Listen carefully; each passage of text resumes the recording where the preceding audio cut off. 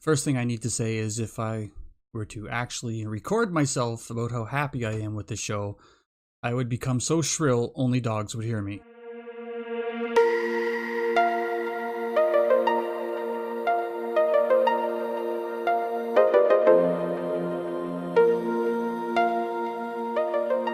I'm Captain Vinzer Flynn, and you're listening to Shitfaced in Hyperspace.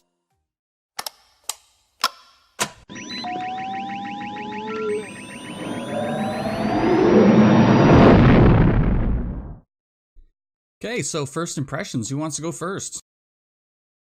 I think you should do the honors. It's your podcast. It's our podcast. Don't try and pin this all on him. You've been here for like every one, Cryous. You're not off the hook. I've loved every second of this show so far. Yeah, there's not been a second where I haven't been sitting there basically enthralled watching the screen. So the first thing that struck me, besides all the awesomeness, was that you don't even need to be a Star Wars fan to jump into and enjoy this show. Like, I think most of us know somebody who wasn't necessarily a big Star Wars fan, and they were sold on the concept alone. People at my office have been watching it and keep asking me about it, so it's kind of cool. Like, we finally got Chief to watch something. Yeah, you know, Chief's not, I mean, he's a big sci-fi geek, but not necessarily as big a Star Wars geek as we are, and his daughter got him to watch it, and he's like, I'm in. It's not just a cool story, which right now is leaning kind of in that almost Western vein. I mean, storyline-ish now, but it's just really cool to look at.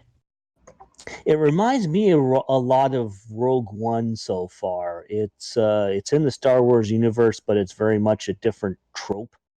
Yeah, I think if you took away, it's almost like it has a skin. It's a Western and a sci-fi, but it's like it has a Star Wars skin over top of it.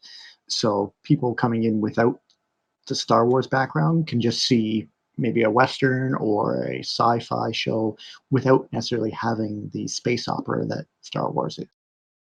So the timeline for the show, for those that don't know, I think everyone does, but it's set 5 years after Return of the Jedi.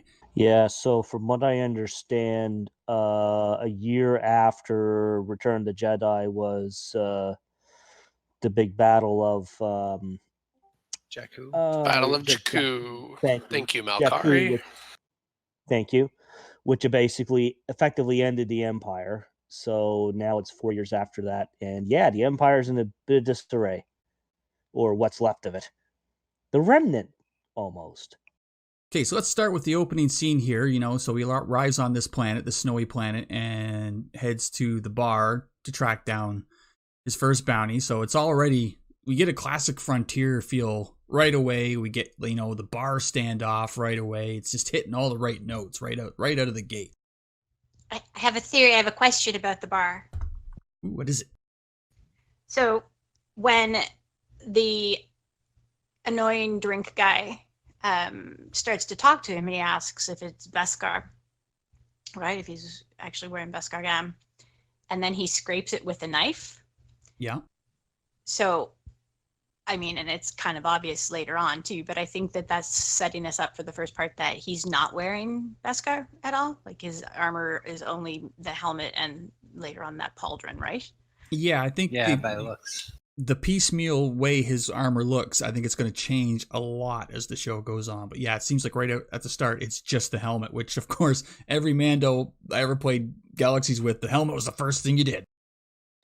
Yeah, I actually think too, like I think they're setting it up to, like, that guy was almost teasing him on, like, the way he said Mando, where we've always kind of held him in high regard, but he's kind of being like, oh, it's a Mando. And I think that's why it almost comes off like, oh, you're not wearing real Beskar, so you're just an imposter. Of course, he, you know, shuts him up real quick, but I think that's maybe where they were going with that, and then we're going to see him kind of piecemeal put it together. I also think that that's why he's not painted. Because I think it's important to him to show what is Beskar on his armor, you know, instead of painting it as has been kind of the way for other stuff. I just really think that something happened that has made it difficult for them to get Beskar to the degree that they had before. Well, See, I just assumed the Empire stripped the planet. Yeah, they kind of imply that, especially where the piece of Beskar he gives them has an Imperial mark on the bottom. But what I can't decide is if they're having an even harder time with it seems like the small clan that they've got, getting it, or whether, I mean, it's obviously, I guess, hard for everybody to get, but I feel like it was even a bigger deal for them. And I'm wondering if it's because, and it comes back to the thing I said with the foundling thing, whether they don't know their heritage as well. I don't know if that makes sense. Yeah. So let's talk about the bounty hunting method. I'm an old fan of the seeker droids and the spider droids, but now we've got the tracking fobs, which I'm not a big fan of, to be honest. But and then it seems that they're probably loaded with biometric data and it's this chain code. I don't know. It's weird to me. It feels like they're bounty hunting with a metal detector, you know? I'm wondering, does every citizen in the galaxy have a chip implanted in them? Because he finds this bounty jumper, I'm assuming, pretty easily, even with the limited amount of information on his next quote unquote bounty. He was able to track him down. And they seem to have pucks for everybody. It seems very convenient. See, I don't mind the pucks because that's just like a hollow of what they look like. But yeah, I don't understand how seemingly every bounty has this biometric tracker. You just hand the guy and be like, here you go. It beeps when you get close. So just go the right way and you'll find him. Like, doesn't make a lot of sense. I could see it only in the sense that if they're a bail jumper, because they did allude to several bail jumpers, and that anybody that gets put into the system gets chipped. Then, of course, the second bounty is Wisey. Exactly. Explain. It may be jumping ahead, but if you want to talk about the second bounty he takes, the doctor who steps in the room, I was looking at stuff today, and there's a patch on his arm that links him to Camino, where all the clones were made. So it's possible that the second bounty is a clone. So Merida, I know you loved the line when he catches up with the bounty, I can bring you in warm or I can bring you in cold. I have used a similar line. He has best lines. I'm sorry, he just does. So big fight. We get to see, the Corn guy, and I like that they're using classic races in the show, like Corn, Rodians, and the Snoot Face guy. Corn gets chopped in half by the door. We see the Mando in action. Title screen, music, and the music in this show is freaking excellent. It's totally new, but it feels Star Wars. I've downloaded it. I've listened to it several times. I'm in love. So next up is the Mando ship, Razor Crest, which it sounds like it's the ship type as opposed to the actual name. Yeah, that's what the blue guy says, I think, as they're flying back. He's like, oh, Razor ship, or Razor Crest class, blah, blah, blah, blah, blah. Kind of like Firefly, right? He also makes it really clear that it's not the most modern of ships. Well, yeah, he says it's pre-Imperial. Again, which feeds into the fact he's building his reputation, building his armor, buying used ships. It sounds like he's just gotten to this recently. But at the same time, the guy says he's the best in the parsec. So it's like, where are we drawing a line here between is he new at this or is he not new at this? I think he's new. I think he's new at it, and he's getting a reputation quickly. But he seems to me to be kind of still making his bones. I also think too is just because of what we get to kind of just shifting ahead slightly is he seems to be donating a lot of his money to the clan, so he's keeping just enough to keep him going. I don't think he was donating that money to the clan. I think he was paying to get his pauldron made. No, I think he's bringing it in for the clan. I think he's doing it to keep the clan going. He feels he owes them for taking them in as a foundling. I think he's donating the excess of his Beskar. But I think he gave the money to the armor. That's my opinion for his upgrade. Well, he certainly did buy it. I mean, obviously, he puts down coinage for it and the piece of metal to change into it. So Yes, he did pay for it. But then again, he's also, as it's mentioned, they said the excesses will go to sponsor many foundlings. He mentions he's a foundling, and there you go. Yeah, I get the feeling again, I think they're a group that kind of formed when they were fairly young. So I think they're kind of looking out for each other, but I mean, we won't know until, we get further into the story. But I don't think it's going to be kind of a traditional Mandalorian group, a clan. And I think part of that, there's got to be a reason they're calling them just call the show the Mandalorian, right? Like, I don't know. Yeah, we still haven't heard his name, right? Did anyone else catch the classic Falcon ship fail sound when the monster grabbed the ship out of the ice? Yep. We got to look at the armory, and clearly he favors pistols. He had a lot of pistols in there. I just paused it to take a good look. Yeah, so definitely a gunslinger. Yeah, but I think he also just probably takes them. True, yeah. Take them from every bounty, put them in the hold. Let me jump back to that person who created the armor for a sec. She mentioned a signet. Has your signet been revealed? Sigil. I think she said sigil. It was signet, and I actually looked it up, and it's just no one really knows for sure what it is. We're gonna have to wait and see, but it's the general idea seems to be that it's a personalization or possibly an achievement. So it's not unlike the Flynn Dragon. So my 2 cents is that's why he doesn't have his helmet or his new pauldron painted yet, is that he hasn't picked his signet. So he has no colors in which to fly yet. I think so too. Yeah, I'd agree with that.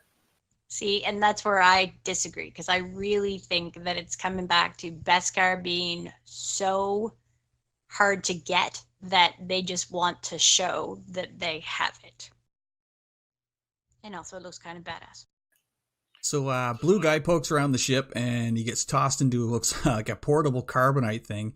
And it made me think about that I feel like the Empire Strikes Back, the carbonite facility on Cloud City, Vader says this is crude, but it should work. So I feel like bounty hunters using carbonite has been around for a while, and just the Cloud City said it was crude. So I feel like it's kind of more common than we think, using the carbonite method. Yes, we should all have them. hint to the DM.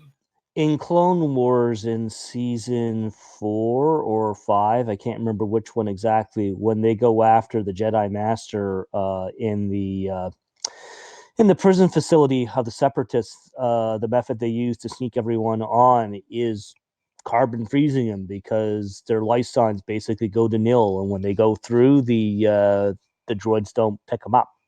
Yeah, but to counter that, the whole point of Boba carbon freezing Solo was to make sure that it would be safe for Vader to carbon freeze Luke, which lends me to believe that it's not a commonly done thing if he wasn't sure that you'd survive it.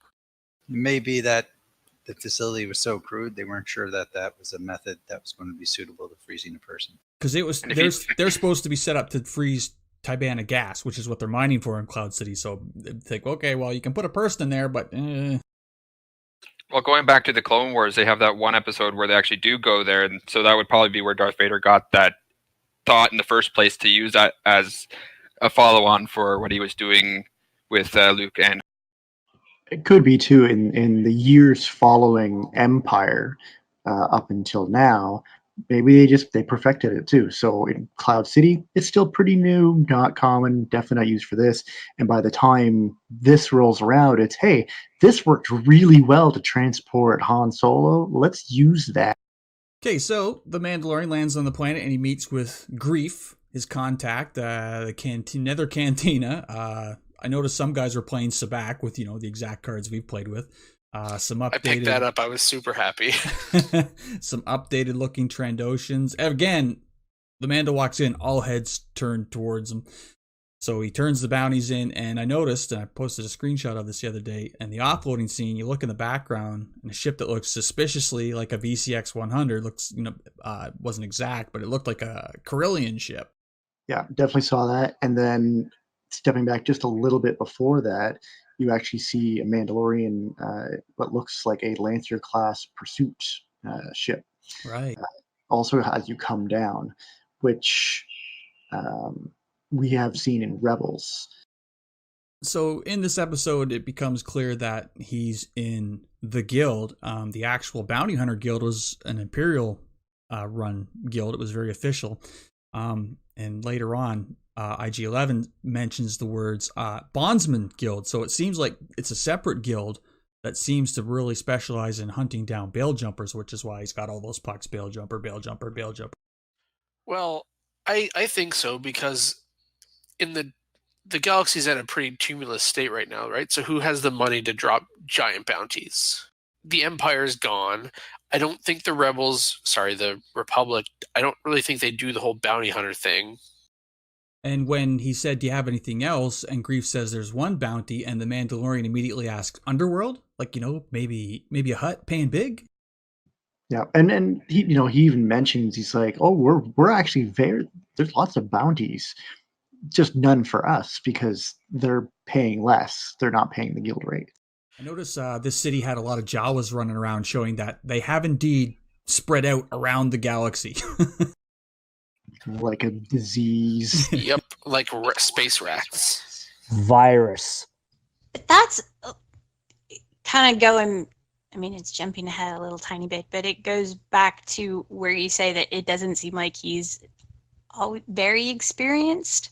Like, I think he probably is a really good bounty hunter, fighter, like all of that sort of thing. Obviously, he's like pretty quick on the draw and stuff, but like he didn't think about those Jawas in his ship. No, not at all. And I mean, that's kind of a rookie mistake. He does make some mistakes. Yeah, he's not infallible. They use a few other classic elements in the scenes following. The door knocker droid, like from Jabba's palace. There was a gonk droid. The gonk droid is actually escorting him, which was interesting. So then we meet, he's only listed in the IMDb as the client, Werner Herzog, and he's great.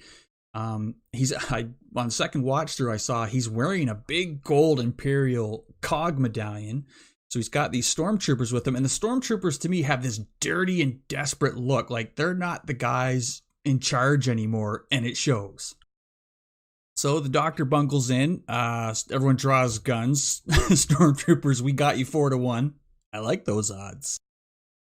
So a running joke I've seen online is that now that we know that the Mandalorian could take 4 stormtroopers but not 10 Jawas, we have an accurate ratio of how many Jawas it takes to kill a stormtrooper.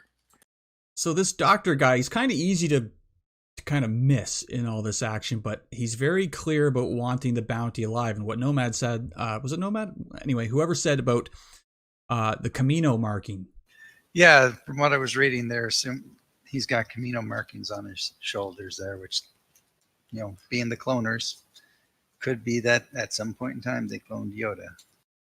It was kind of a callback too, I found, like, because he's like, he's got this, here's your fob, like you get full payment for it alive, and yeah, you get half payment if not. And the doctor's upset by this, and it's almost like it just reminded me of the, pray I don't change the deal, alter the deal further. The doctor is like, yeah, I want the bounty brought back for whatever purpose, probably cloning if that's the case, or just who knows. But it's 50 years old, so yeah. But to me, the way he said is like, I wanted it alive, or half if you're dead, to confirm. I forget what the exact wording was, but it sounded like he basically wants to confirm the kill. Like, I'll do it ourselves, or just if you prove it. I haven't actually crunched the numbers yet, but if the bounty's 50 years old, I think that like pretty much goes before episode 1. I think it predates Clone Wars. 41 BBY. But there's two things there. You don't know when the bounty was put on it, right? Right. Because I mean, it could have been at any point in Baby Yoda, or whatever we're going to call the critter, his lifespan. And this is one of those things that I never get with cloning, is like, would they grow older faster? Is it 50 years? I hate clones. I think that was one of the things that you could add or remove. If you looked at the way that they did Boba Fett in the second episode, he was an unmodified clone, so he was just a natural born clone that aged naturally. Right, exactly. Yeah, I don't know which parts are not canon anymore, but in the old one, the clones were meant to age out pretty quickly.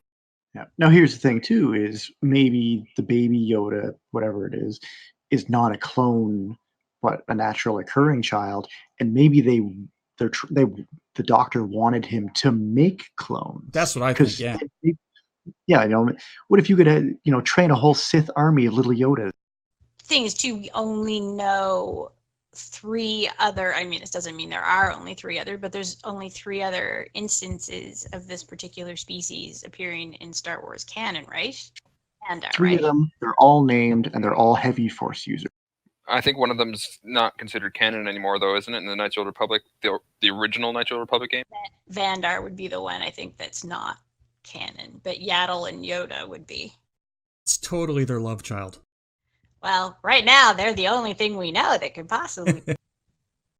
All right, so he goes back out to the city and roast Kowakian monkey lizard. Anyone?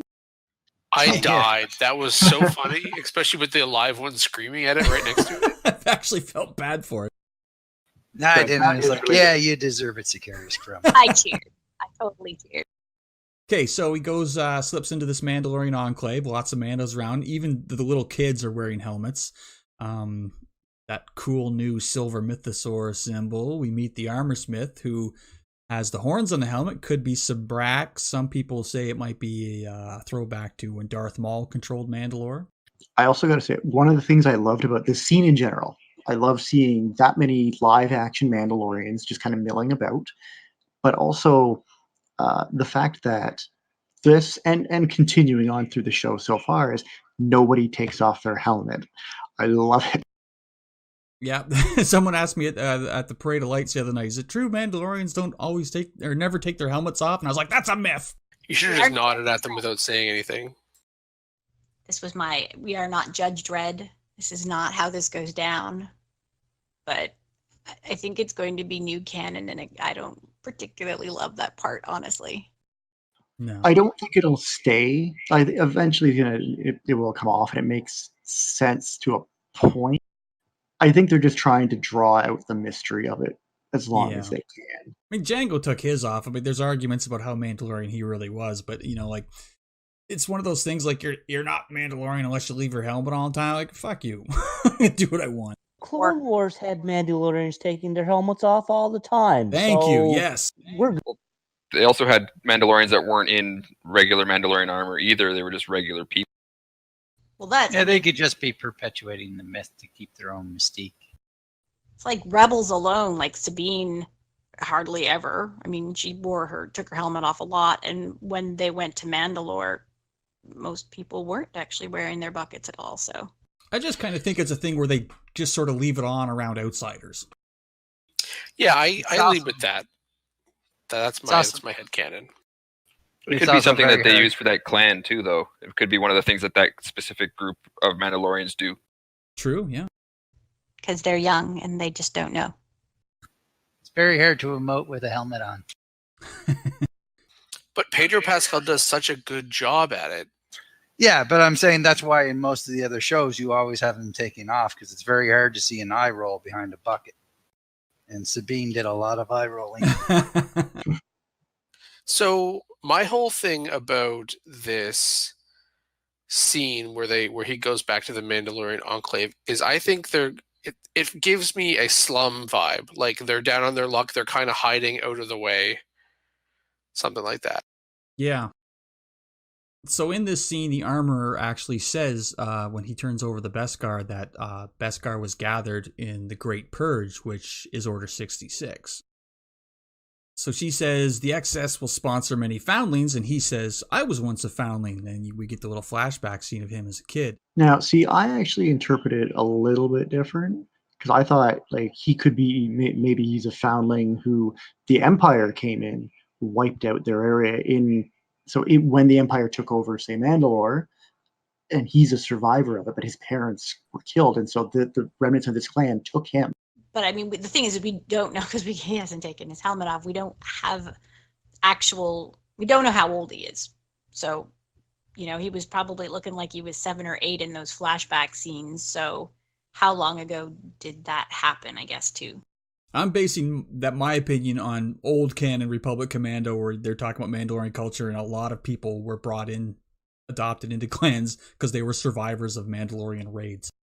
I mean, I suppose at some point the show, the fact that we got that little flashback, I figured at some point, whether it's this season or next year or whatever, maybe we'll get more information about where he came from, and we'll find out where that battle maybe took place, whether it was him as a Mandalorian child or as a victim of the Mandalorian. I kind of want it to be a little bit, not like, I don't know how many of you watched the 100, that kind of a whole bunch of just young people starting over without having kind of the wise elder people kind of stepping in. So that's kind of what I'm hoping for, and it seems like it would be very appropriate for Disney Plus. So that's my dream. However, then we get the armorer who very obviously knows what she's doing, is well versed in the lore. So I'm thinking she's a senior member of this society, Sure. clan, community, whoever. So, But she could be like 24, you know, like she could have started to learn that stuff when she was 12. So that's kind of my thing. That's kind of why it feels like some of them aren't taking the buckets off. I don't know. That's my dream canon. They're eager to prove themselves, and she could be very young or very old, but either way, the armorsmith clearly holds a position of respect in the Enclave and in the clan. As they should. All right, so he gets his new pauldron and he's off to what I first thought was Tatooine, but they show a rainstorm on that planet in the second episode, and I'm like, this is not Tatooine. So So it has a name. It is called Arvala 7. Oh, okay. Brand new world. Cool. And I think it's more of like a mud planet than a desert planet. Yeah, it had sort of that cracked mud look to it, yeah. So he tangles with the blurgs, and they put him on his ass, once again showing that, you know, he's a badass Mando, but he doesn't win every single fight. His gauntlet gets mangled, once again, showing the suit's not all Beskar. And then we meet, not sure how to say his name, Queel the Ugnaught? Yeah, your guess is as good as mine on this one.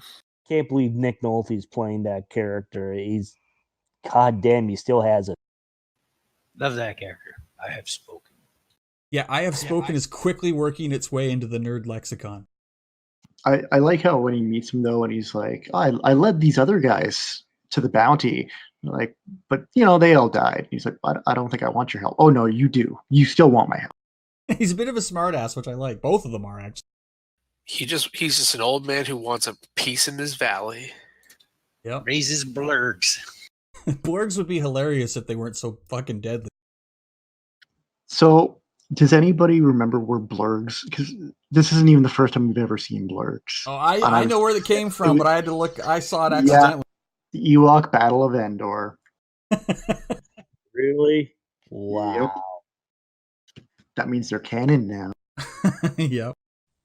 Also, the holiday special isn't on Disney Plus, and I was sad. But they do reference it because they said the very first bounty gets captured. He says he's going to miss Life Day. I know, it's like they needed to remind us of that fucking holiday special. Life Day is officially canon again. Woo!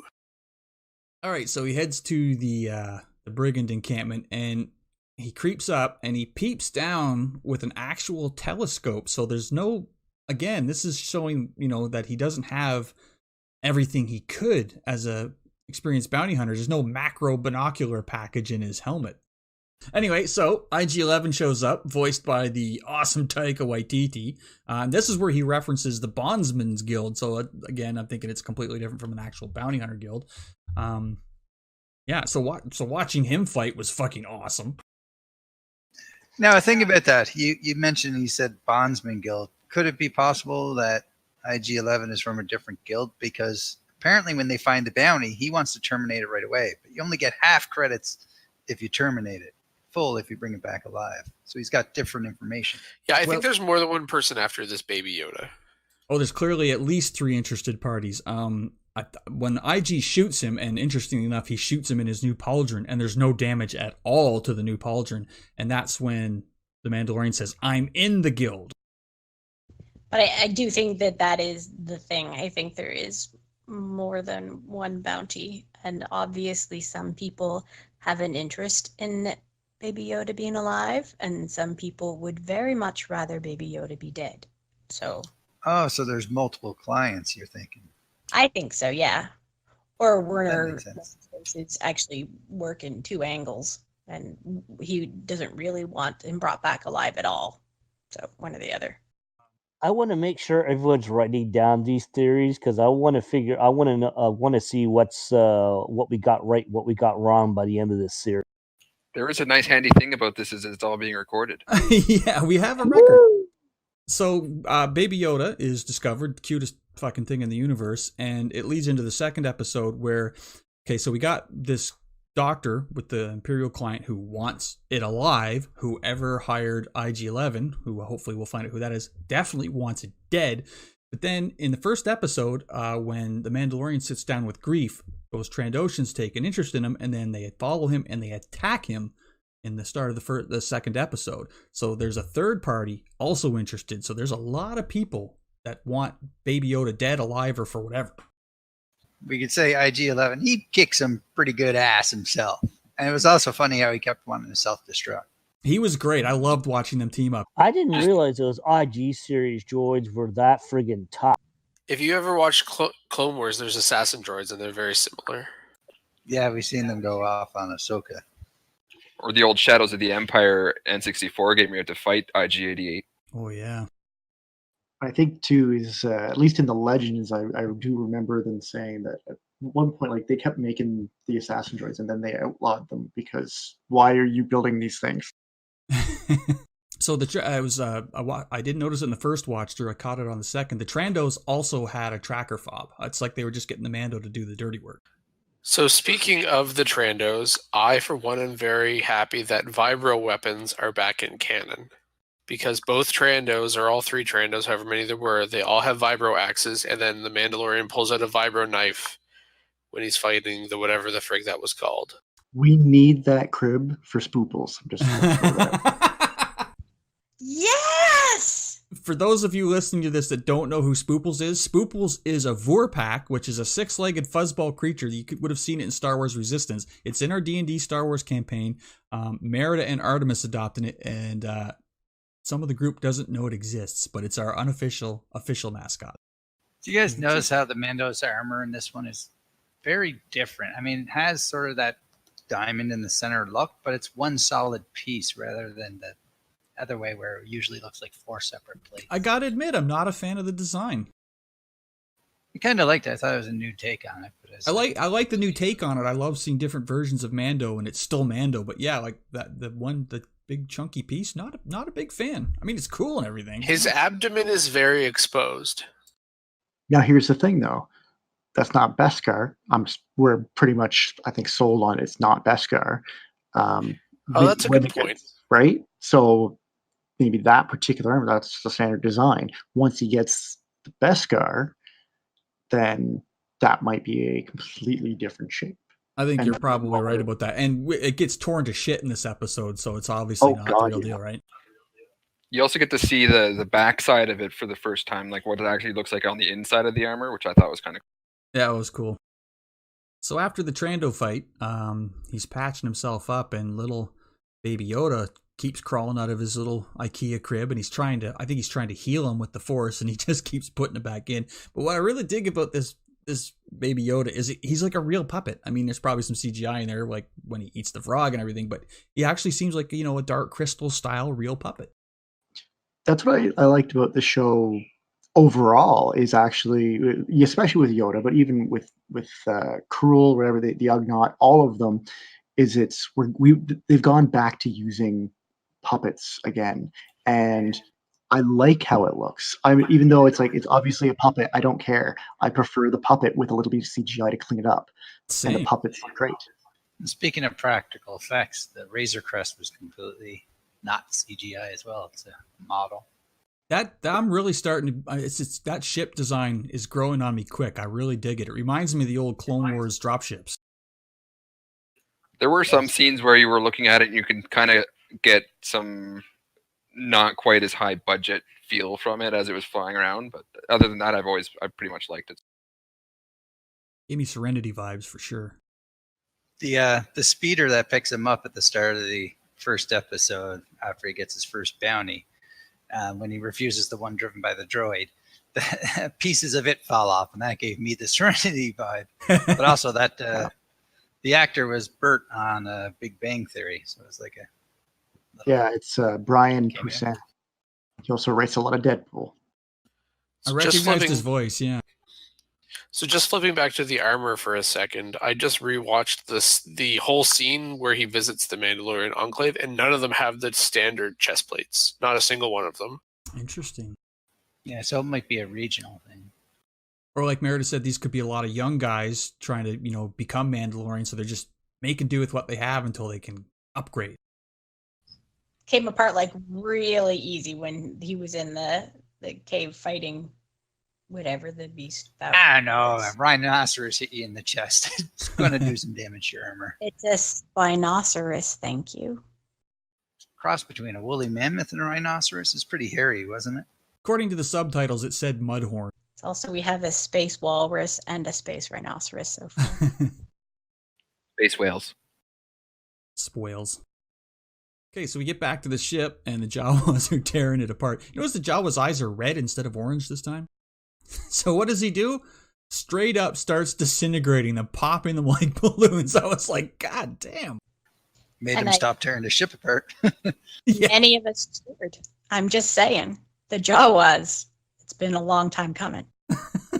Then cue the crazy ass chase scene, which is fucking awesome because we see two things. Mando doesn't always just win. He takes a beating in this fight, and Jawas are little assholes laughing and throwing toilets and kitchen sinks down on him. Yeah. This is one of the things also too is that I've liked with this show, and with this particular scene, it really highlights it. It's funny, but it's not forced comedy. It's they're blowing up the Jawas, and it's kind of hilarious how it happens. He's climbing up the sand crawler, and they're throwing stuff, and you can hear the ridiculous bonks on his head, and him just kind of shaking off. And then when he gets shocked, and then he falls off, and it was just like it's all comedy, but it felt right. It wasn't forced. It was just kind of the natural progression of the thing. This is a D&D campaign. This is a Star Wars Edge of the Galaxy campaign for a single player. And the whole time there's little tiny Yoda just floating around behind everybody. It's a fetch quest. An escort quest. I love that he got to the top and there's just 12 of them waiting for his ass. Yeah, it's great. So the sandcrawler makes its getaway, and he goes back. He's all pissed off, looking over his ship. Insult to injury, they steal all his fucking guns. Yeah, he opens his arms. He had a lot of guns. He was so pissed. Almost seems like that was the worst part of the deal. He'll say, fuck, all the guns are gone. He's walking around the ship, and he kind of sits down. He's like, he does a lot of heavy sighing in this episode. But when he sees his guns are cleaned out, he's like, and he slams the door on the case. It's interesting, though, if you think about it. I mean, obviously the gun he's carrying right now is like particularly cool because it's got the whole shocky thing on it. But if he had better guns in his case, wouldn't he have been taking them to do stuff with? But they're all pistols. It's still his collection, though. It hurts. That's my thing. I think it's more a collection, and he's got them there, but I don't think he particularly uses them. So he's more pissed that he lost them than that they were. They could be trophies too. That's what I think. Yeah. So he heads back to the Ugnaughts, and the baby's being impossibly cute. Hey, spit that out! And it giggles and burps. So they head back to deal with the Jawas, and he gets another good one-liner. You need to drop your rifle. I'm Mandalorian. Weapons are part of my religion. I'm going to use that. I'm not going to lie. I don't know, Cryous. I think you already had your best line ever with that. Put that down before we hurt yourselves. Fair enough. So good. So they sit down, have their little meeting. The Mando speaks bad Jawa, and like the little assholes they are, they all laugh at him. So, he does what we would have done and shows them his flamethrower. Yeah, that was great. You understand this? It was pretty awesome. Plus, it's showing that he has, I feel like this was a good episode that showed, this is everything that he carries on him all the time. He's got his pistol, he's got his vibro knife, he's got his taser rifle plus the disintegrating rifle plus flamethrowers, grappling hooks, all the stuff we saw Django/Boba use. We also get to see some emotion too. Like we actually get to see the characterization because there he's he's losing his temper, he's mad, he's frustrated, and that we're seeing a little bit of the actual character, just with little actions like that. Yeah, the Jawas go near Baby Yoda, and he's like, "Get away from it!" Like, Well, I'll they are fuck you up. thieves, right? I think he's almost too. I know he was worried about Baby Yoda there, but also his weapons were there. Get the frig away from there. Maybe he was talking about his rifle. Well, I mean, too, that Baby Yoda is still a pretty darn big bounty, right? Like, we haven't quite got to the point where he's starting to, like, Baby Yoda hasn't, like, tried to save him or anything, right? So it's kind of like, this is my meal ticket, so don't touch. It's my paycheck. So the Jawas want this egg, so Mando goes to this mud valley, goes into the dark cave, and all I can think of is this is how Vinzer and later Raptor nearly got killed fucking around in caves, but in this case a Mudhorn. And he gets his ass handed to him in this fight, which is great. Hey, speak of Raptor, and he shows up. We're just talking about how you like to explore caves and almost get yourself killed.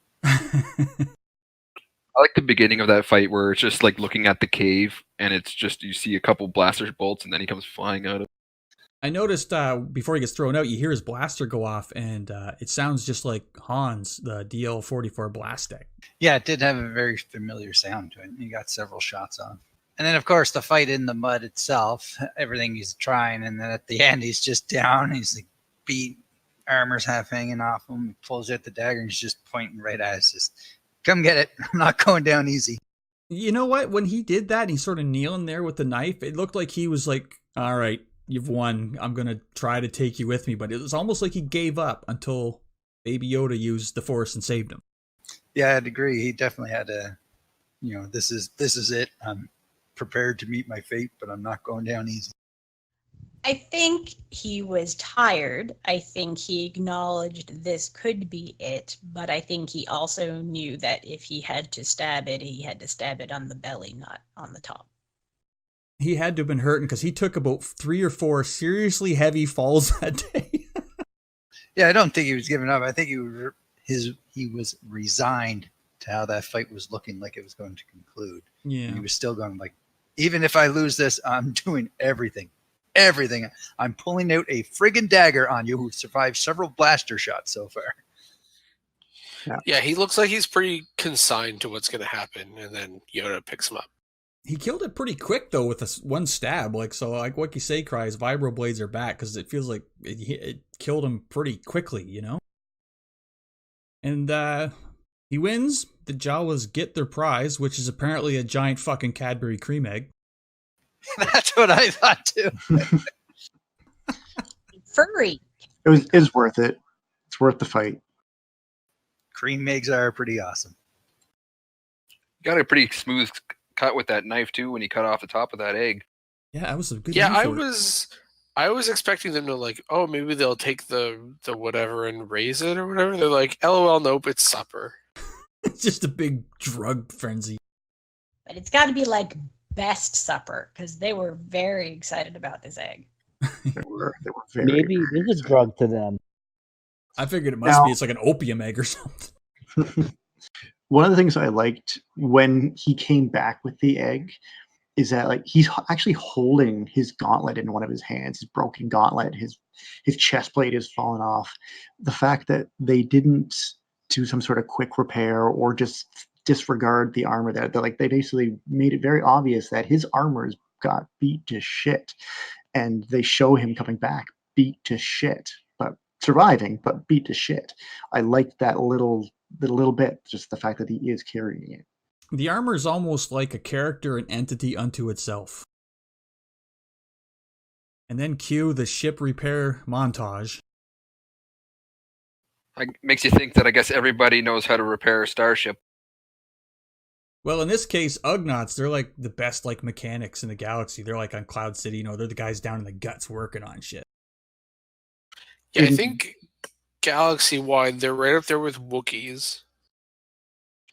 Well, I know in the Legends books, the Ugnaughts were always the mechanics for Rogue Squadron, and they explained it in the books that they could see at a microscopic level, and they also, their brains, they think in a base 12 where humans base 10 is a normal thing, so they do a different type of math, so they were just better engineers to the point that they were actually almost dangerous because they would do things to the ships that a human couldn't see. That's interesting. And then you get the Ugnaughts that they had in Rebels, and it kind of makes you wonder where that thought comes from. Yeah, the pig squealing was a little annoying. Yeah. So what I found interesting, and it speaks to the character, it speaks to the Mandalorian's character, that when the ship was finished, he not only offers him a portion of the reward, but tries to hire him on his crew. I like that scene because I appreciate how the Ugnaught is like, no, I earned my freedom already. Or something like that. Yeah. It's not going to be the last we see of him, though. It is this season, according to IMDb, but I hope we do see him again. It's the same thing with IG-11. I want to see another droid. I want to see more Taika. I heard some interesting thoughts about the way that the IG-11 droids work. Not maybe like the way that they have worked, but the way that they are working now is that it's the same consciousness. It's just across different platforms. So like when it dies, it just gets re-uploaded. That's a cumulative personality. That's probably a really, really bad thing. I think that this could lead to many, many, many personality problems. Yeah, in the old canon, the IGs sort of shared a hive mind that communicated with each other, didn't they? So here's an interesting thing. I'm looking at IMDb at who's doing how many episodes. So the Armorer is only in one episode. IG-11 is only in one episode. The Client is only in one episode. Carl Weathers is only in one episode. So one thing I'm really digging about, I mean, Gung Ho said the same thing, getting into the show and it's over, so too short. But the credits, with the music in the credits and the paintings recapping the scene, I am really digging. I know everyone's complaining the episodes are too short, but I appreciate that the episode fits the story, not the other way around. Yes. Don't just give us a longer, don't just fill in 20 minutes because you have to fill in 20 minutes. Just give me the story and be done with it. I expect to see Baby Yodas on the shelves immediately. Oh, they'll be there for Christmas. Next big thing. It'd be like a Furby, but cuter.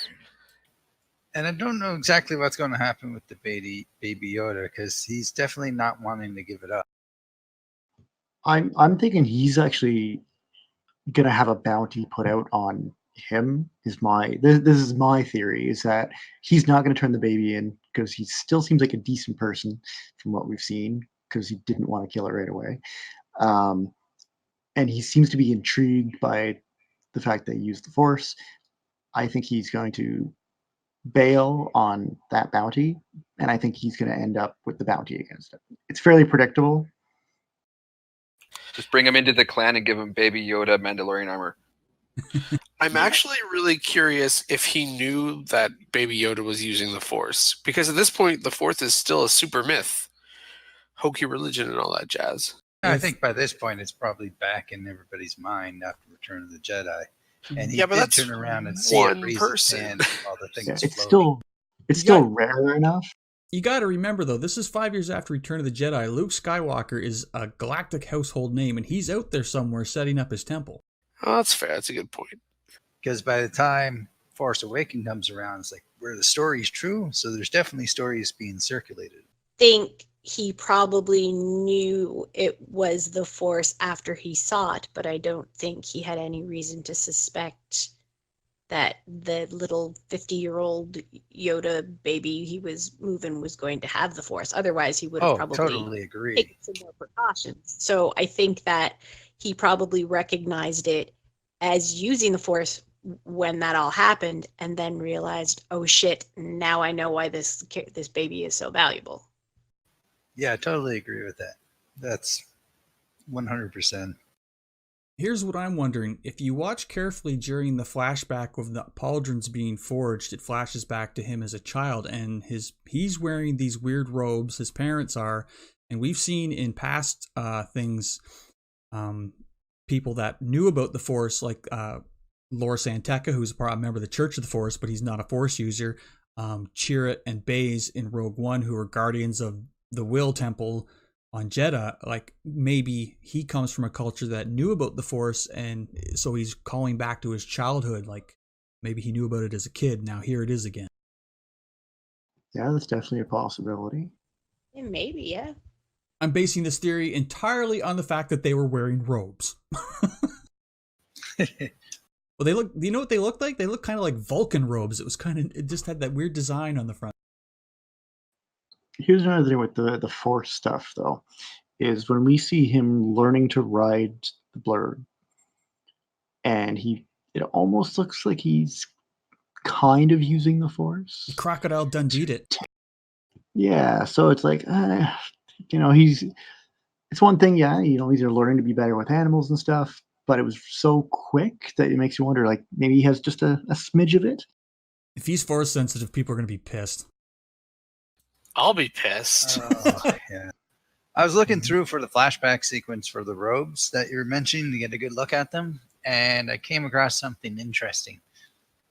In the scene where a couple of them are running, potentially carrying the Mandalorian to safety, there's actually a super battle droid in the background. Oh, wow. I missed that. Cool. So I don't know if that establishes a timeline or why it's even there. I mean, it's also possible that he's not Mandalorian, but gets adopted into, I mean, that's not uncommon either, that he becomes Mandalorian because that's who finds him. I just assumed that when he said he was a foundling. I just assumed he was from some other culture. Yeah, but I think I was kind of, I don't think it's because the Mandalorians are responsible for the death of his parents. Right, they could have saved him, though, yeah. Yeah, they found him after somebody else did. All right, anybody else got any theories or thoughts before we wrap up for the night?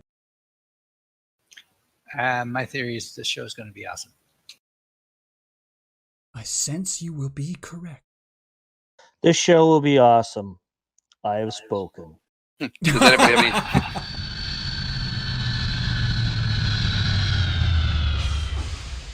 That's it for the crew of the Blackjack tonight. Thanks for tuning in. We'll be back next week to review The Mandalorian Chapter 3. Join us on Facebook or Twitter at Clan Flynn. And if you want, you can support this podcast at patreon.com/VinzerFlynn. And you can find our older archived episodes of this cast at YouTube, Vinzer Flynn. See you next time. Stay fresh, cheese bags.